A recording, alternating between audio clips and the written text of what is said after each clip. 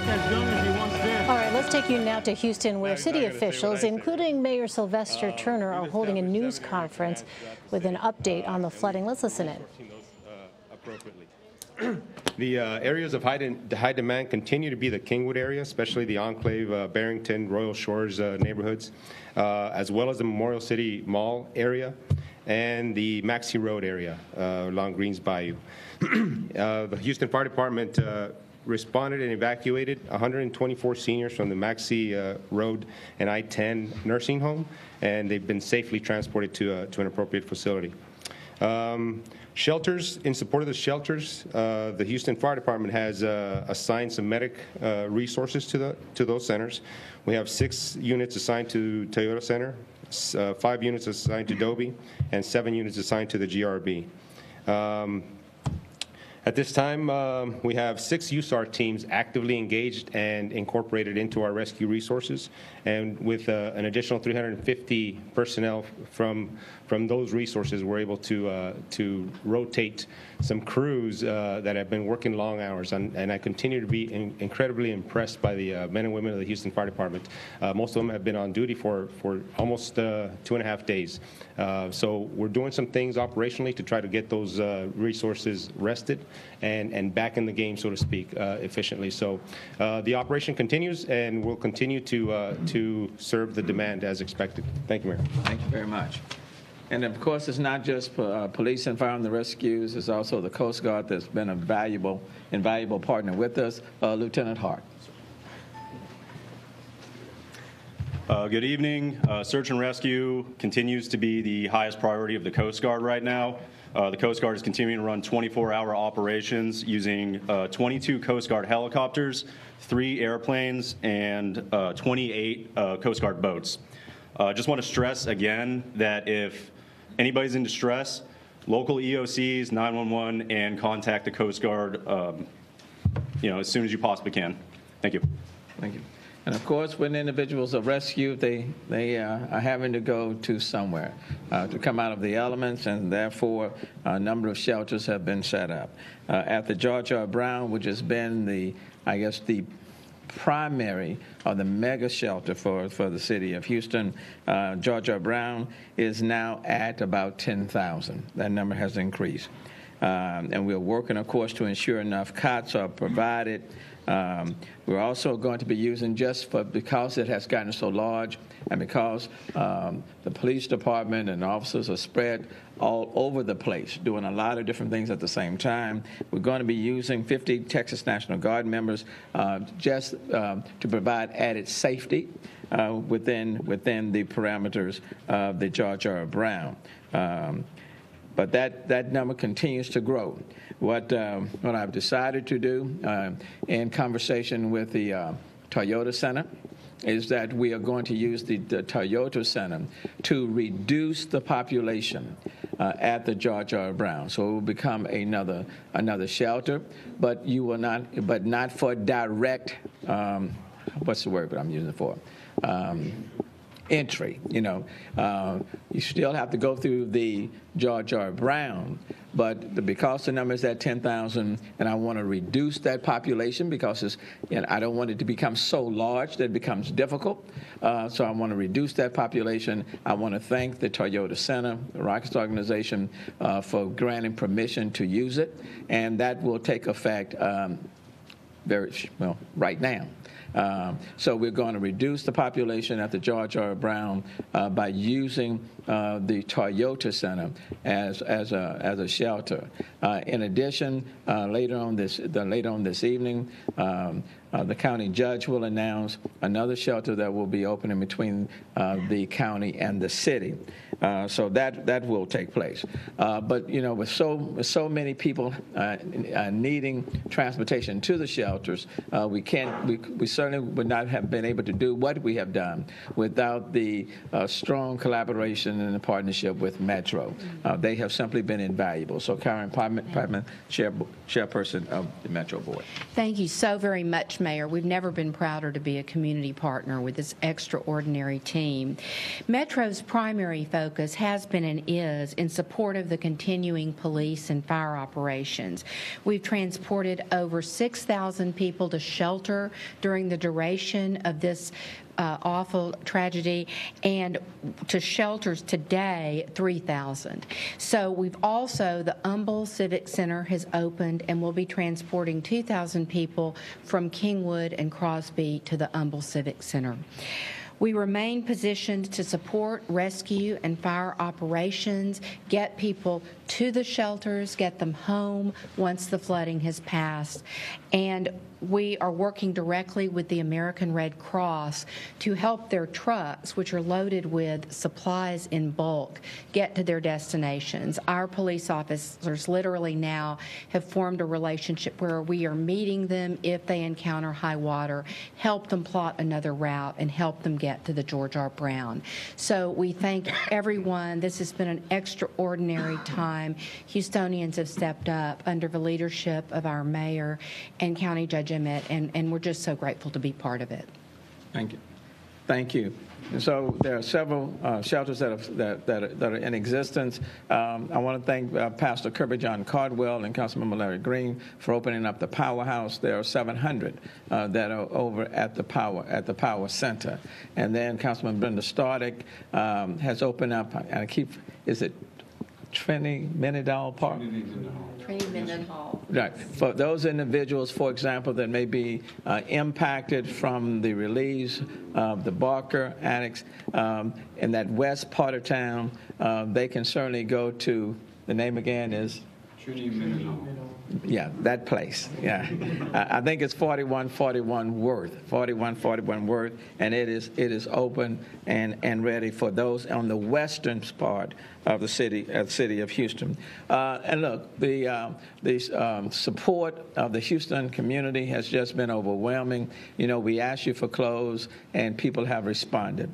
But let me just say, the George R. Brown will no longer be accepting clothes and other things simply because we have so many people there. You can now direct supplies to BBVA. That will be receiving supplies, and we do need. Bear in mind, we got a lot of kids, so things of whether it's coloring books or some toys or things of that nature for our kids, but all of the supplies will go to BBVA. And to the extent you're going to give clothes, let me just ask that we need. Let me, if you will allow me, the XL and the XXL. Would be appreciated, you know.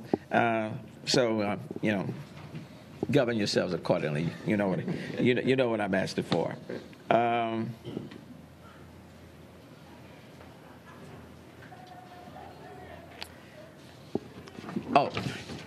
because we have so many in our shelters.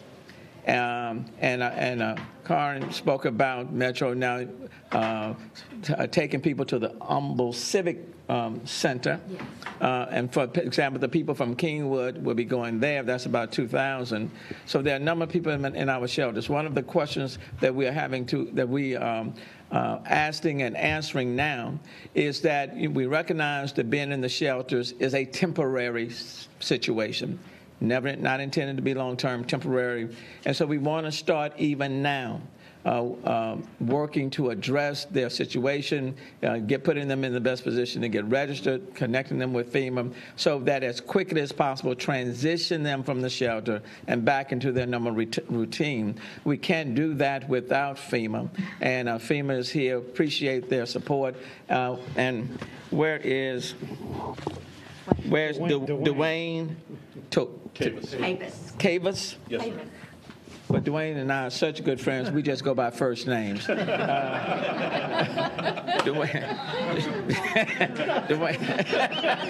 Thank you, sir. This is my friend. FEMA is my friend. So tell us. It's Dwayne Tavis. Want to spell that? It's common spelling. It's D-U, capital W-A-Y-N-E, and the last name is T-E-W-E-S. Otherwise known as Housing Assistance and Support. Not a problem. Okay. As everybody said, the life-saving mission is still the first priority for everybody.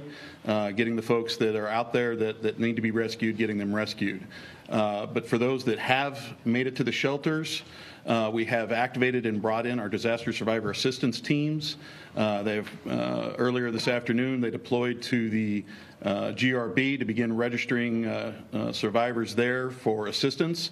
For those that are in a safe place and need to register, they can do it by either calling 1-800-621-FEMA or going online to disasterassistance.gov, and they'll be walked through the process there in order to be registered for assistance for their situation. We appreciate it. Thank you. And I'm asking FEMA to provide as many personnel as they can so that we can get in, so that they can get into all of these shelters and start registering and assessing people's needs. And let's start working on that now, because as we know, some people have been in shelters Saturday, Sunday, to where we are today.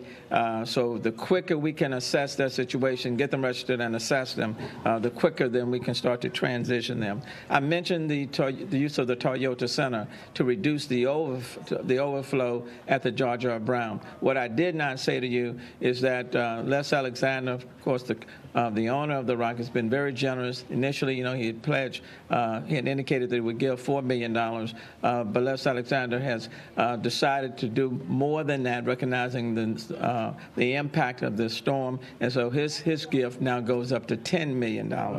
So it goes from 4 to 10, in addition to opening up the doors of the Toyota Center as a way of reducing. They recognized how the population was going at the George R. Brown and thought it was important to reduce that population. So this is what Houston is all about. This is how we operate. Then let me just say, with regards to the Kingwood situation, we got word that there are some people dressed up like, I guess law enforcement security, in khakis, black shirt with HSI on their shirt, that's walking around knocking on doors and telling people that there is a mandatory evacuation because the dam is going to give way. We believe that they are impersonating law enforcement, that is not the case, and want to say to the people in Kingwood and in any other place, be very, very careful when people are knocking on your doors and impersonating law enforcement. And, unfortunately, that there are people out there that want to take advantage of the situation. This is a time when across the city of Houston, for example, we have thousands of people who are out of their homes and thousands, in shelters, waiting for water to subside. We have over 100,000 homes in our Houston region where the power is out. Okay, and we have a situation where water is still on our streets impassable, and there are manholes, and literally you can place yourself in danger. Because of the current situation and the fact that so many people are out of their homes and power is out, and it is dangerous to be on the roads late at night, I've decided to impose a curfew starting immediately tonight from 10 until 5 o'clock. Quite frankly, no one needs to be on the road or out from 10 to 5.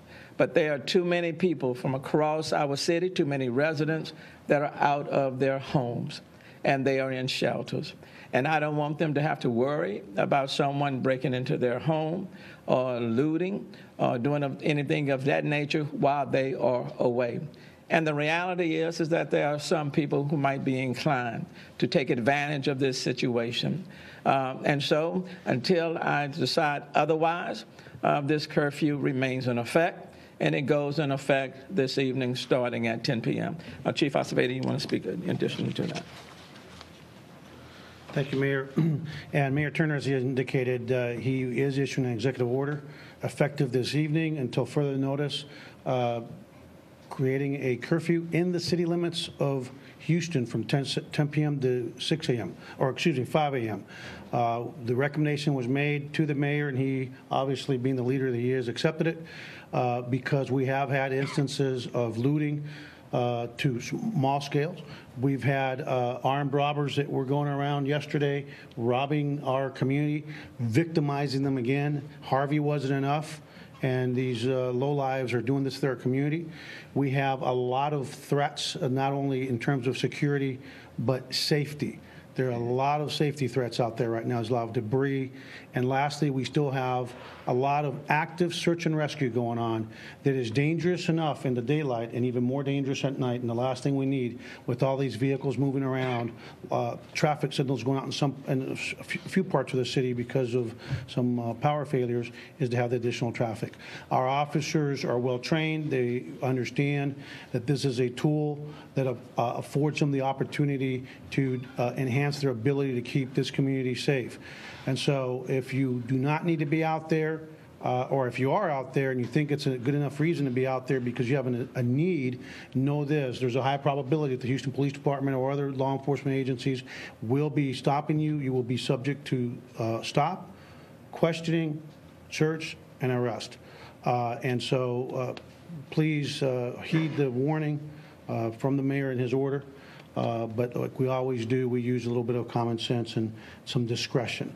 But the discretion will be used only when absolutely necessary. You state in Spanish as well. Yes, sir. Y thank you, Pete, Mayor.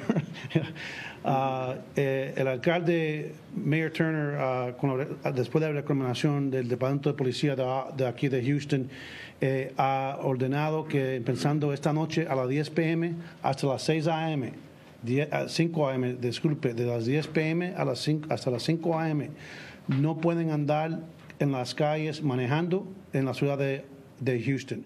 No pueden manejar. All right, we've been listening to a news conference there from Mayor Sylvester Turner and other Houston officials, including the police chief. Really, the headline out of this is that the mayor is imposing a curfew starting this evening from 10 p.m. local time to 5 a.m. local time, because he says he doesn't want people who are in shelters right now to have to worry about their homes and their possessions. There's concern about looting. And he said in one area, the Kingwood area, where David Begnaud had been reporting from, there had been reports of some folks impersonating law enforcement and telling residents who were still in their homes that they had to evacuate. So because of those concerns, the mayor has decided to impose this curfew, as he said, until I decide otherwise. We also know that the number of people sheltered at the George R. Brown Convention Center has risen.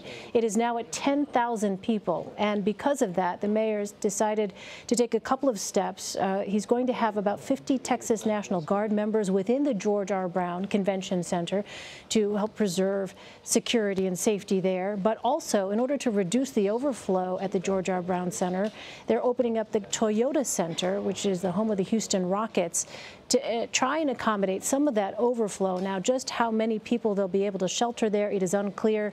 The Toyota Center is home of the Houston Rockets. It has a capacity for seating of about 18,000 people. How many people it will be able to shelter is unclear right now. But again, the mayor of Houston, Sylvester Turner, imposing a curfew starting tonight from 10 p.m. to 5 a.m. until further notice.